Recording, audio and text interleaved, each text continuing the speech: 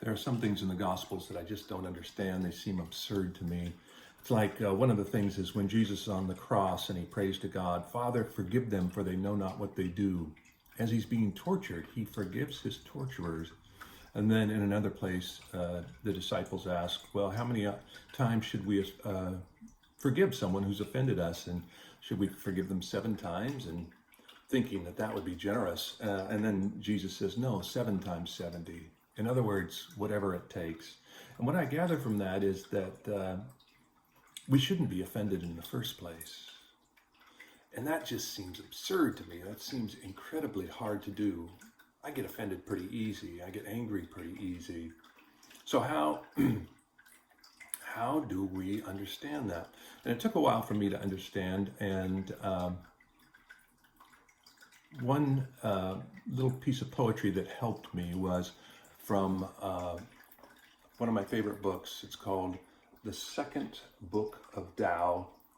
It's a translation by Stephen Mitchell of ancient Eastern literature. Thomas Merton in the 60s did a nice little paraphrase of the writings of Chuang-Tzu, and that is what this book is also. And here is a little piece of poetry from that book that I like a lot. If a man is crossing a river and an empty boat collides with his own, he won't get offended or angry, however hot-tempered he may be. But if the boat is manned, he may flare up, shouting and cursing, just because there's a rower. Realize that all boats are empty as you cross the river of the world, and nothing can possibly offend you. And then, as a commentary, Stephen Mitchell writes this: if everyone is your projection in the first place, if you see not them but who you think they are, how can you be offended?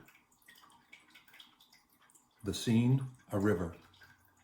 You're drifting along in your little boat, happy as a minnow, and suddenly some jerk bangs into you full force.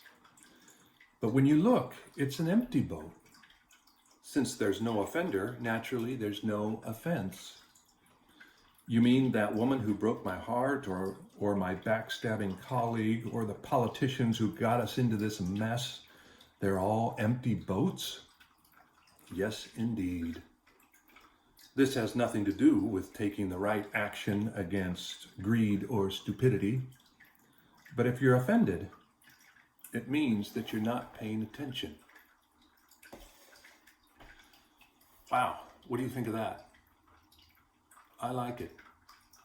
Post comments if you have any thoughts on the relationship of Jesus's words of forgiveness and encouragement to forgive to the point of not being offended in the first place, and this sort of Taoist understanding of empty boats. Thanks. Be well. Bye.